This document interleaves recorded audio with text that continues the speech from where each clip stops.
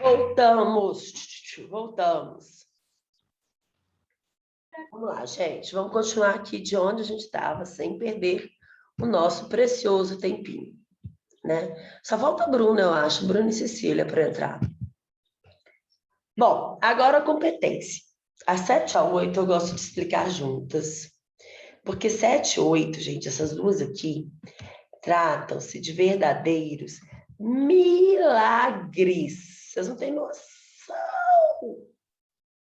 Milagre, gente, milagre. Bom, normalmente, na legislação, inclusive na legislação processual civil, o contribuinte só leva ferro, né? O Estado tem todos os benefícios e o contribuinte só leva ferro. Verdade. Verdade verdadeira. Uma tristeza, mas é verdade. Não aqui. Aqui fala o seguinte: quando você for juizar, você contribuinte, vou ajuizar uma ação contra a União, você vai ajuizar no seu domicílio. Ou seja, ação ajuizada contra a União, o domicílio é o domicílio do autor, do contribuinte. Agora, quando a União for ajuizar uma ação contra o contribuinte, aí o domicílio é do réu, ou seja, o domicílio do contribuinte. Ou seja, em ações contra a União, sempre o foro vai ser o do contribuinte. Finalmente, o benefício para o contribuinte. A mesma coisa para os estados e Distrito Federal, tá? Se você for ajuizar uma ação contra o Estado, é no seu domicílio. E se o Estado for ajuizar uma ação contra o contribuinte, é no domicílio do contribuinte. Então, ações ajuizadas contra o Estado são ajuizadas no foro do autor. E ações ajuizadas pelo Estado são ajuizadas no foro do réu. Para vocês não esquecerem, pensa, vai ser sempre no foro do contribuinte, tá? Agora a gente está entrando aqui, gente, no artigo 53. Ah, é o último, né, professora? É o último. Mas ele é grande, tá? Porque ele tem vários incisos. O primeiro inciso fala de ações de divórcio, separação, anulação de casamento e reconhecimento ou dissolução de união estável, né? É aquela ação está prevista no nosso ordenamento jurídico, né? O divórcio, desde 1978. Antes a gente tinha um desquite, as pessoas poderiam viver separadas, poderia se definir alimentos, poderia até fazer partilha de bens, mas não podia casar de novo. Só passou a poder, né, extinguir mesmo o vínculo e poder casar de novo em 1978. Não, final de 77, começo de 78. Foi um acatilégio de 6 meses. Gente, como é que as pessoas casavam antes disso? Que é uma prisão, né? Você casar e saber que você não vai poder separar e casar com outra pessoa se você se enganar. Olha, as pessoas tinham que ser muito corajosas. Muito. Muito. Mas, enfim. Graças a Deus, a gente vive num mundo hoje que a gente pode, né, mudar de ideia e arrumar né, divorciar e arrumar outra dor de cabeça, para a cabeça da gente também, né? Mas vamos lá. Ação, gente, divórcio, separação, anulação, casamento, reconhecimento ou dissolução de união estável. A gente tem que ajuizar essa ação no foro de domicílio daquele cônjuge que estiver na guarda do filho incapaz. Então, por exemplo, a Cecília casou com o Matheus, tá? Olha aí, tô sendo cupida já, cupida remoto. Já troca o WhatsApp aí, Cecília e Matheus, né? Cecília casou com o Matheus, me chamou para madrinha, já que eu estou dando ideia, né? E aí eles tiveram um filho. Resolvem se divorciar depois. E Cecília resolve recomeçar a vida dela, levando o filho a tiracolo, aonde? No Amapá, né? Ô, Matheus, vou te contar um trem. Quando a mulher separa de você e se muda para o Amapá, é porque ela está querendo ficar muito longe de você. Está fugindo, né? Mas, enfim, se muda para o Amapá. Matheus quer reformalizar esse divórcio. Onde ele deve ajuizar essa ação? no foro de domicílio do cônjuge que tiver na guarda do filho incapaz. Ou seja, vai ter que ser no Amapá. Né? Vai ter que ser no Amapá. Por quê? Porque o filho menor do casal está lá. É no Amapá. Cuja capital é Macapá. Presta atenção. Presta atenção. Né? Isso mesmo, Bruna respondeu certinho. Agora, e se o casal não tiver filhos? O que acontece, sabe, gente? Primeiro, hoje em dia tem muitos casais que não querem ter filhos. Tem muitos casais que divorciam antes de ter filhos, porque tem casal que divorcia antes de fazer 1 ano de casamento. Então, divorcia antes de ter filho. E tem casais, hoje em dia, que tem acontecido, tem aumentado muito nos últimos anos, é uma coisa que eu tenho achado interessante. No começo eu achei triste, agora eu estou repensando, né? Que são casais que chegam aí com 60, quase 70 anos e resolvem divorciar.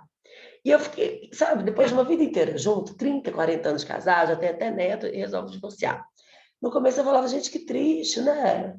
Quase terminaram a vida juntos, por que terminou? Qual é o objetivo de separar agora, né? Mas eu comecei a perceber que os 60 são os novos 40.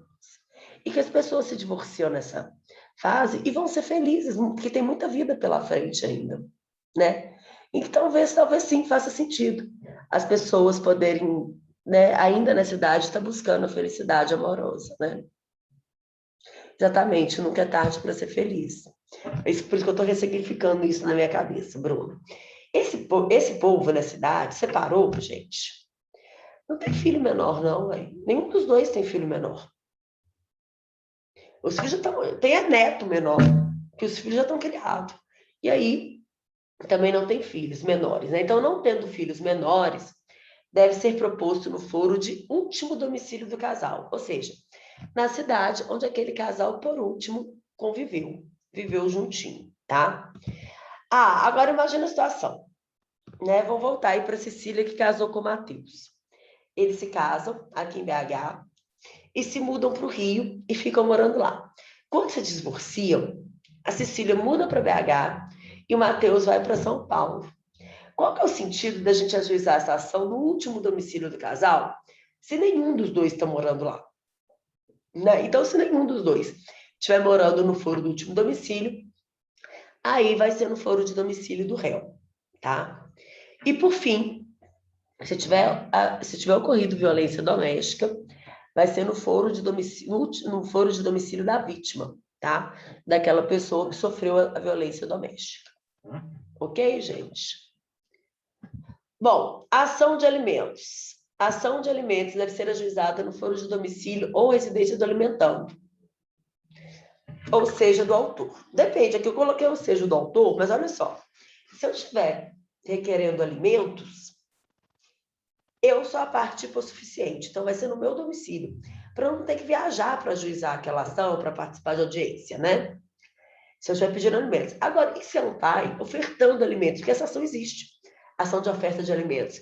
E acreditem ou não, ela até acontece bastante, né? Então, oferta de alimentos. Estou pensando aqui, tá, gente? Oferta de alimentos. Vai ser no domicílio do réu.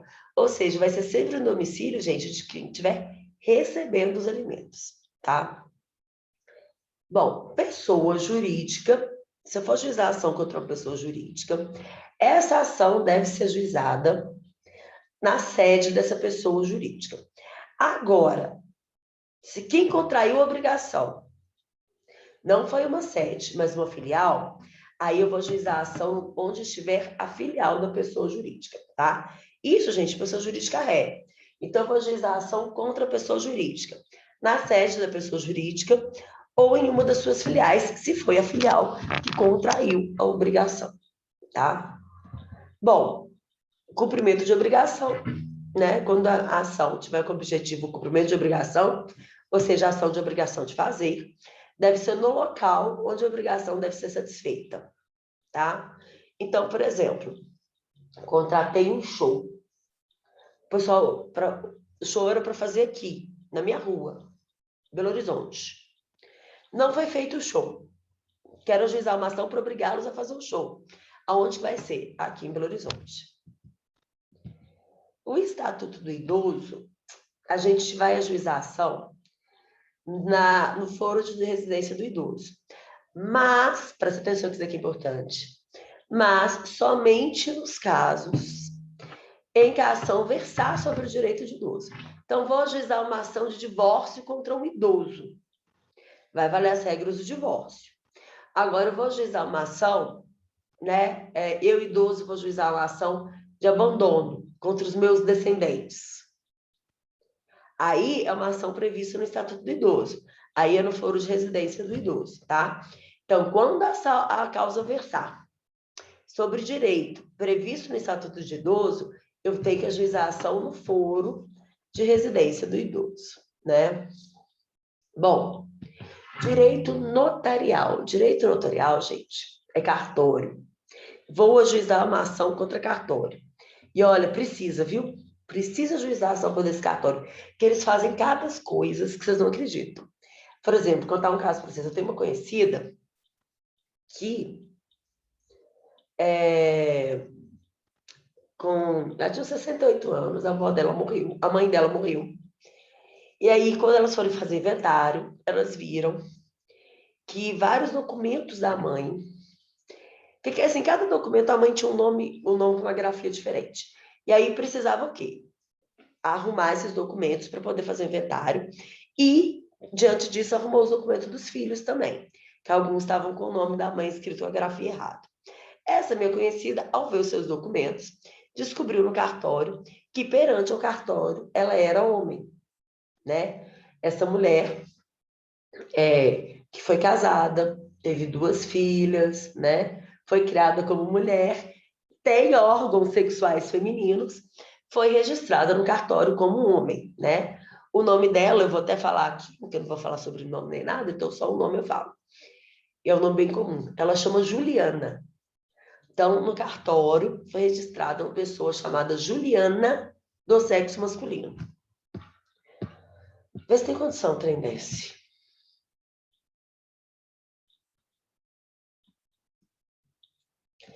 A Bruna está falando que ela acredita que se for cartório de pessoa jurídica, então pinta e borda com a cara da gente. Não.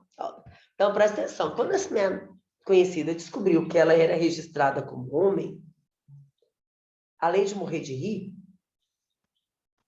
óbvio, né?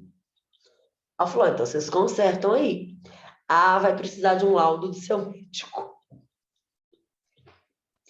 Gente, era uma senhora de 68 anos, estava lá com a companheira das filhas. Eles queriam uma comprovação do médico, e ela teve que levar. Diz que ela era mulher. Eu falava, nossa, gente, eu levantava a saia na hora, na frente de todo mundo. Falei, vocês me dão prova que eu sou mulher? Deixa eu levantar a saia aqui para mostrar para vocês. Vê se tem condição de trem desse, gente. Dá ou não dá para ajuizar ação contra um cartório desse? No mínimo, uma indenização por danos morais, no mínimo, né? Presta atenção. Olha que absurdo. Não é? Também levantava a saia, né, Bruna? Aí tem outro também. Contar outro caso cartório para vocês também, viu? Esse é o cliente do NPJ, de uma faculdade. A gente chamava ele de morto. A gente falava que era ação do morto. Por que a ação do morto, gente? Esse cara constava no cartório, isso assim, em 2018. Ele constava no cartório de Piumhi como morto desde 2004, tá? Ele estava há 14 anos, existia uma certidão de óbito com o nome e CPF dele. E ele estava vivo.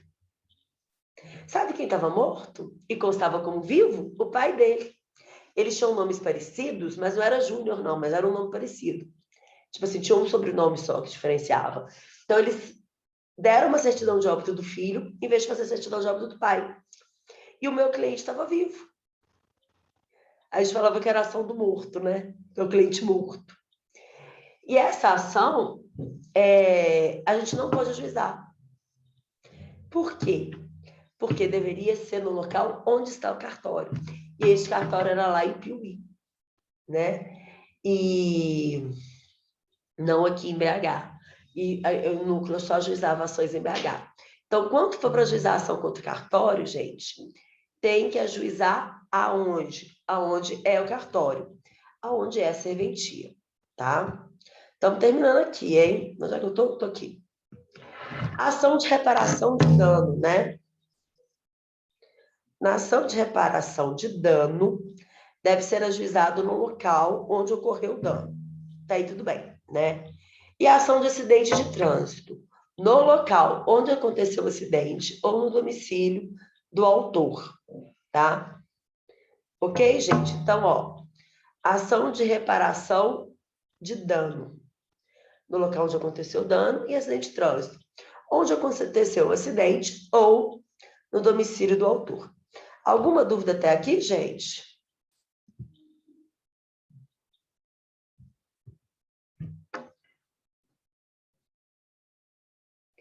Acho ótimo. Acabei de receber um e-mail aqui. Vou mostrar para vocês não fazerem igual, tá?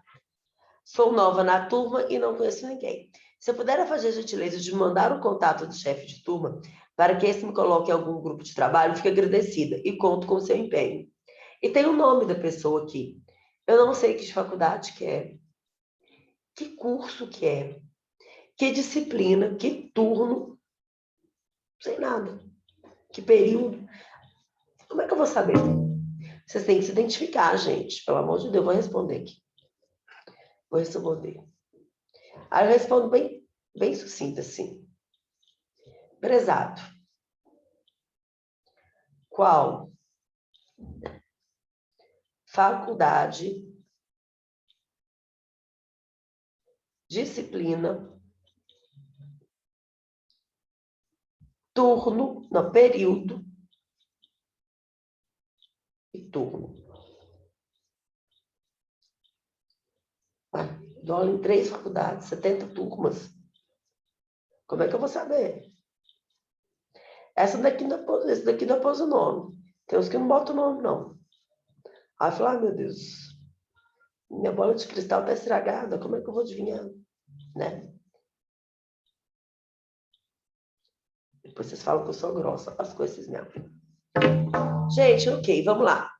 Até aqui alguma dúvida? Aqui eu vou usar de exemplo, tá? A comarca de Belo Horizonte, tá? Mas para fazer esse pedacinho aqui, ó, que eu tô fazendo agora, a gente tem que se atentar aos artigos que a gente acabou de estudar, que é o 46 a 53 do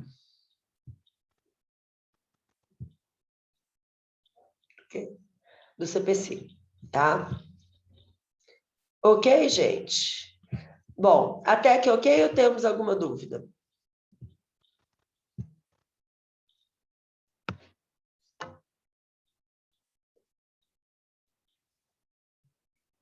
Ei, meu povo?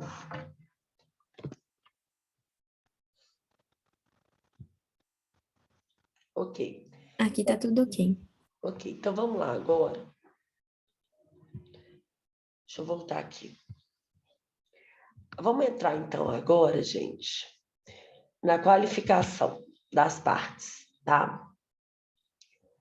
Qualificação, gente, é dizer quem que é autor e quem que é réu, né? Porque eu estou ajuizando uma ação, eu tenho que dizer quem eu sou, afinal eu tô querendo que o juiz diga que eu sou detentor de um direito, então para quem que ele vai dar aquele direito? E quem que é o réu? De quem que eu quero o direito, quem tem que cumprir a obrigação, tá? Gente, isso é muito óbvio, não dá para falar assim, olha, estou ajuizando aqui uma ação contra qualquer pessoa. Não, eu tenho que dizer quem é essa pessoa, tá? Para isso, a gente vai qualificar as partes, ok? E aí o código fala, no inciso 2, o seguinte: a petição inicial indicará os nomes, os prenomes, o estado civil, a existência de união estável, a profissão, o número de inscrição no cadastro de pessoas físicas ou no cadastro nacional de pessoa jurídica, o endereço eletrônico, o domicílio e a residência do autor e do réu. Então, vamos lá. Vamos voltar aqui para a nossa petição, tá? É de praxe, gente, que depois desse... Aqui, ó, se fosse uma petição normal, eu colocaria aqui o número do processo. Mas eu não vou colocar. Por quê? Porque se eu não ajuizei a ação ainda, se eu estou fazendo a petição inicial ainda, essa ação não existe, então não tem como eu saber qual que é o número do processo. Então, nesse momento, não tem. Mas agora, nas petições que eu faço, quando o processo já existe, né, aí sim eu tenho que colocar o número dos autos, porque aí ele já existe. Estou colocando bateria no computador. A gente vai aqui, ó, 10 linhas, tá? 1, 2, 3, 4, 5, 6, 7, 8, 9, 10. Essas 10 linhas, professora, para que são? Para nada, atualmente, nada. Antigamente, quando o processo era físico, o juiz usava essas 10 linhas para despachar. Hoje em dia, o processo é eletrônico. Então, assim, a gente já faz despacho e cada vez menos a gente conta 10 linhas no PJE, para falar a verdade. E aí a gente vai começar a qualificar as partes, tá? Primeiro o autor, depois o réu. Não precisa colocar assim, eu, autor, eu, fulano de tal. Não. Já vai direto para o nome. Então, vamos colocar assim, ó. Fulano de tal. Fulano de tal, gente, é o nome e o sobrenome. Quando o código fala nome e prenome, ele quis dizer sobrenome e primeiro nome. Né? Que o prenome é o primeiro nome e o nome seria o sobrenome. Como ninguém aqui é americano para escrever assim, Schmidt, vírgula, John, né? É só colocar o nome completo. Por isso, gente, o código já tinha cometido esse erro. Lá em 73, dava para ter consertado aqui, é simplesmente colocar nome completo. Eu estou aqui qualificando primeiro o autor. Então, o autor, eu tenho que colocar todos os dados dele. Porque o autor sou eu. Se eu não souber os meus próprios dados, faz um favor, manda me internar. Ah, professora, mas quem faz a petição é o advogado do autor. E se ele não souber algum dado do cliente dele? Pô, pega o telefone, liga e pergunta. Você está representando o cara. Você está falando pelo cara. Então, você tem que saber os dados, tá? Então, fulano de tal. Aí, olha o que fala. Estado civil, profissão. Então, vamos lá. Estado civil. Vamos falar primeiro do estado civil. Quais são os estados civis que existem no direito brasileiro? Solteiro, a gente nasce nele. E muita gente deveria permanecer nele. E é um estado civil muito bom. Deixa meu namorado ouvir falando isso. Casado. Entre o solteiro e o casado não existe nenhum, não, professor? Não, gente. Namorando, enrolado, pegando, em relacionamento sério, noivo. Nada disso é estado civil pro direito. Pode ser lá pro Facebook. Lá pro Instagram, pro direito não é, tá? Casado. Separado judicialmente.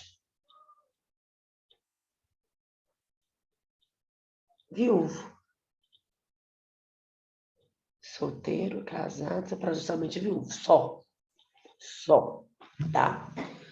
Bom, casado também todo mundo sabe o que é, e o separado judicialmente. É um estado civil que vai morrer, ele vai acabar, mas ele ainda existe.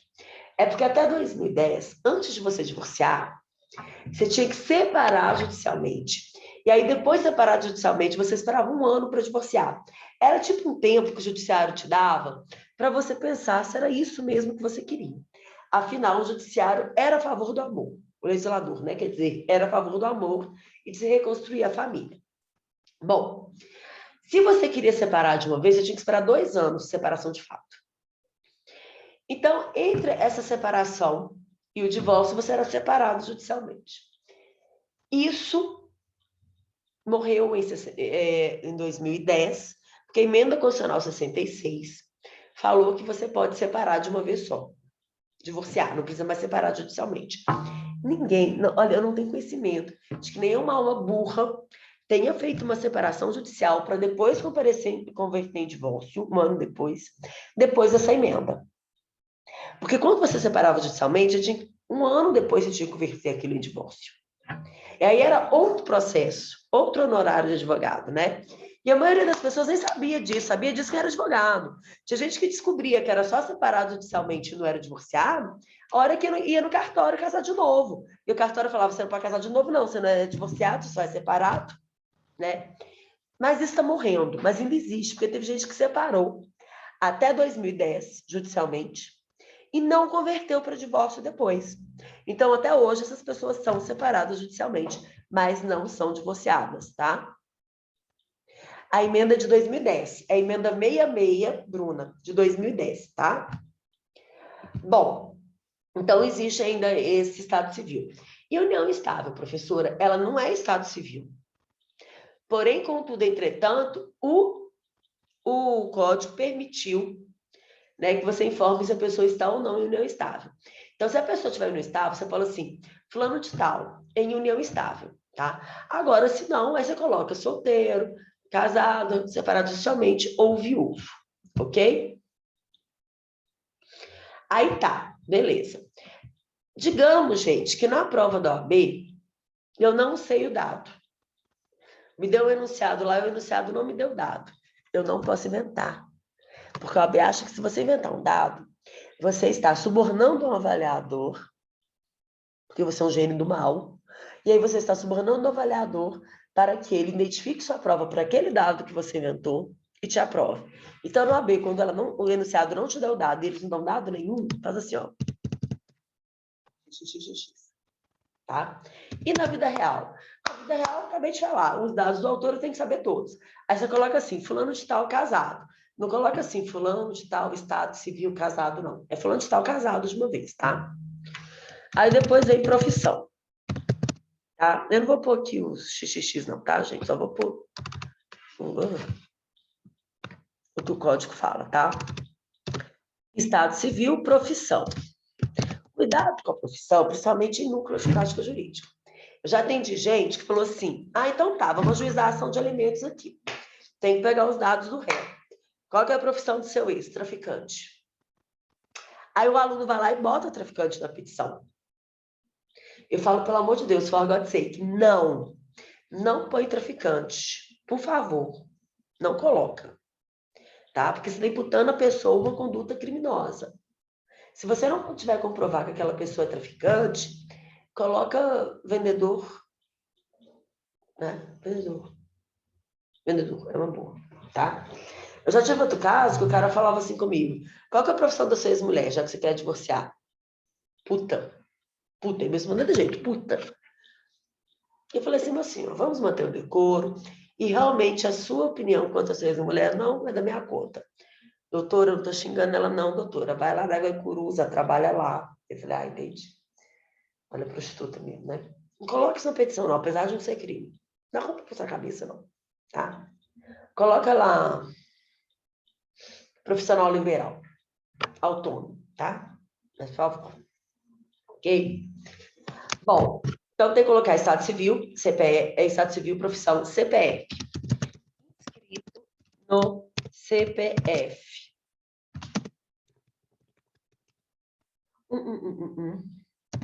Ok? Repara que o código pede CPF, ele não pede identidade.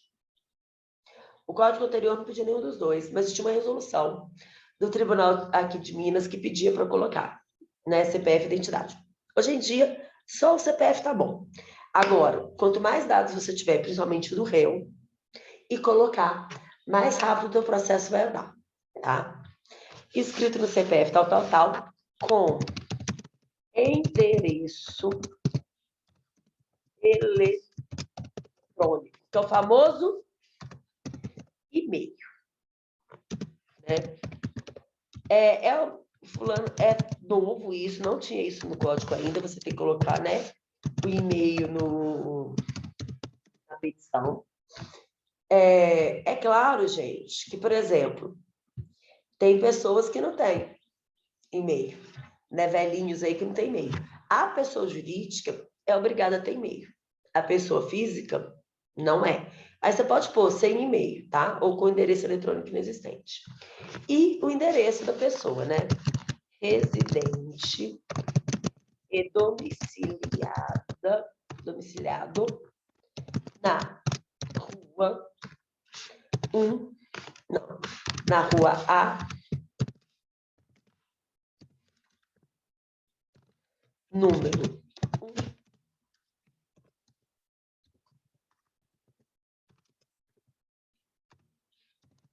bairro Bola,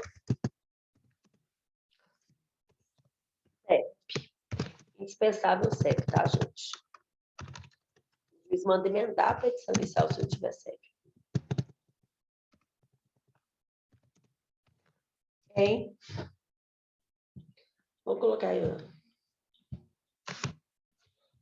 Em Belo Horizonte, barra, Minas Gerais. Está qualificado o autor. Agora a gente vai qualificar o réu, mas não é assim não, põe o nome do autor e do réu embaixo. A gente tem algumas frasezinhas de ligação que a gente vai fazer aí, tá? Então vamos lá. Vem perante este juízo, tá? Tem muita petição que vocês vão ver assim, vem perante Vossa Excelência. Não usa essa não, porque essa daí tá antiga. Se eu tô endereçando ao juízo, então eu venho perante este juízo por seus advogados abaixo assinados. Significa os seus advogados que assinam a presente petição, então pode ser seus advogados abaixo assinados, seus advogados que a presente subscrevem, tá? Aí na OAB tem que colocar isso aqui só perto de ponto, ó. Procuração anexa. Procuração anexa. Propor a... Bem, perante esses... Bem, sim. A presente, aí você vem aqui dar o nome da ação. Ação de... Gente, Sérgio, você viu que eu pulei uma linha, né? Eu gosto de fazer assim, a maioria das pessoas faz assim, mas não é obrigatório, você poderia ter continuado ali, tá? Essa questão é só de formatação. Ação de... Não tem uma tabela no código com o nome das ações. O que vem depois é a pretensão. Tem a ação de indenização, ação de cobrança, depende do que você quer. Eu vou colocar aqui uma ação de cobrança, porque é só um exemplo, é só um modelo. Ação de cobrança. Sérgio, Bruna, acho que Matheus, vocês fizeram TGP comigo semestre passado, não fizeram? Então, vocês estão se lembrando dessa aula, porque eu dei uma aula, não dei para vocês, de petição inicial? Ah, ótimo. Em face, ó, tira esse... Continua a mesma frase, gente, ainda que linha diferente, o computador não consegue entender, tá vendo? Em face, eu não gosto de usar contra. Contra é muito bélico, muito deselegante, então a gente usa em face, tá? E é muito goldschmidtiano. Vocês lembram que eu expliquei isso para vocês no semestre passado? Em face de ciclano e tal. Aí eu vou começar a qualificar o réu. Tem que qualificar o réu do mesmo jeito que eu qualifico o autor, tá? Até aí, tudo bem, óbvio, né? O problema é o seguinte, se do autor eu sou obrigada a saber todos os dados, e o réu? Pode ser que eu não saiba alguns, tá? Aí, gente, tem que tomar cuidado. Quanto menos dados eu souber, pior. Deixa eu só fazer aqui, ó. Qualifiquei do mesmo jeito, tá? Estado civil, profissão, escrito no CPF. Vamos só mudar, né? Senão é a mesma pessoa. Com endereço. Ciclano. Tal. Residente domiciliado na rua B. Número 3, bairro Quadrado. E o CEP é 3. Em Belo Horizonte. Aí a gente termina aqui colocando só. Pelos seguintes fatos e fundamento. Pronto. Aí já cumprimos o inciso 1 e o inciso 2. Já vou passar para o inciso 3. Mas antes de eu ir para o inciso 3, eu quero explicar algumas coisas para vocês. Aliás, usar esses últimos 5 minutinhos da aula para isso, tá? Por quê, gente? É igual eu falei, pode ser que alguns dados do réu eu não saiba. O nome eu tenho que saber. Não adianta saber o apelido. Isso aqui não é direito penal, que adianta saber o apelido. Não adianta, tem que saber o nome completo, tá? E se eu não souber, você não consegue ajuizar a ação. Então, trata de descobrir, viu? E você fala para a parte. Você que não vai descobrir advogado, não, porque você é advogado, você não é Sherlock Holmes, não. Nem você e nem o judiciário são Sherlock Holmes, tá? Isso é a primeira coisa. Segundo, Estado Civil e Profissão, se você não souber, igual eu falei, no OAB, coloca XXX. Na vida real, coloca desconhecido, tá? Agora, endereço eletrônico também, pode colocar desconhecido, a não ser que seja uma pessoa jurídica, porque aí ela é obrigada a ter e você acha na internet, né? Ou na junta comercial. Agora, CPF endereço, gente, não ter é complicado, porque vai te atrapalhar. Se você não souber o endereço, como é que vai citar o réu? Né? Aí, olha só o que o código fala, ó. Caso não disponha de todas as informações previstas no inciso 2, poderá o autor, na petição inicial, requerer ao juiz diligências necessárias para sua obtenção. A petição inicial não será indeferida se, a despeito da falta de informação que se refere ao inciso 2, for possível a citação do réu. Ou seja, você pode não saber o estado civil, a profissão, o endereço eletrônico. Se você souber o endereço, ele puder ser citado, tá? A petição inicial não será indeferida pelo não atendimento do disposto no inciso 2 desse artigo, se a obtenção de tais informações tornar impossível ou excessivamente oneroso o acesso à justiça. Então, é o seguinte aqui, tá? Você não sabe o CPF e o endereço, é um problema. Se você não souber só o endereço, você pega o CPF dessa pessoa e pede ao juiz para que oficie TIM, Oi, Vivo, Claro, CEMIG, Copasa, TRE, Bacenjude, Renanjude, Caged e Infojude. Eu vou até repetir, depois vocês veem na gravação. Claro, TIM, Oi, Vivo, TRE, CEMIG, Copasa, Bacenjude, Renanjude, Caged e Infojude. Para que algum desses órgãos digam qual que é o último endereço que eles têm daquela pessoa. Ok? Ok. Professor, tá aí se eu não tiver o CPF? Aí, com o nome da pessoa, você vai ter que pedir que a Receita Federal te fale qual que é o CPF. Agora tem um detalhe, a Receita Federal só vai te falar se além do nome você tiver a data de nascimento ou o nome da mãe, para evitar que ela te dê o endereço de um homônimo, de uma pessoa que tem um CPF de um humano. Uma pessoa que tem um nome igual, você acaba, né? Imagina, processando a pessoa errada. A mesma coisa com todos esses outros órgãos que vão fornecer o endereço. Eles só te dão se tiver o CPF. Porque senão eles podem te dar o endereço de um homônimo, você vai acabar processando a pessoa errada. E aí, por que eu estou falando? Toda essa busca pelo endereço e pelo CPF, para conseguir citar o réu, vai te tomar 1, 2 anos de processo. Então, quanto mais dados você tiver para facilitar a citação do réu, mais rápido anda o seu processo, tá? CAGED ou E-Social é o melhor lugar? Eu acho, Bruno. Porque o CAGED é do Ministério do Trabalho. Então, ele vai te dar qualquer... Se a pessoa tiver um vínculo empregatício em aberto, ou seja, que a pessoa está empregada, vai te dar o endereço profissional. Posso pedir para citar no endereço profissional, professora? Pode. O réu deve ser citado onde eles for encontrado, tá? Então, pode não. Deve, tá? Ah, mas não causa constrangimento? O problema é dele. Isso não dá dano moral, não está na lei. A lei fala onde ele foi encontrado. Pode ser no endereço profissional, tá? Sem problemas. Ok, gente?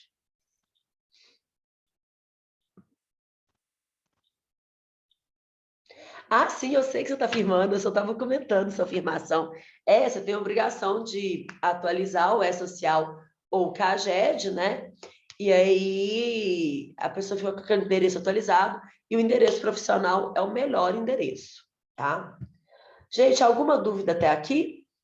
Eu vou guardar esse documento que eu estou fazendo a petição inicial e cada aula de petição inicial eu vou completando, de forma que ao final a gente vai ter aí um modelo de petição inicial para vocês fazerem a VA2. A VA1 é para o dia 13, sem ser essa segunda, na outra. Eu já vou colocá-lo no sistema para vocês essa semana, ok? é o estudo dirigido. A VA3, que é a petição, ela vai estar pronta para vocês fazerem, tá? Ok, gente? Alguma dúvida? Deixa eu parar a gravação.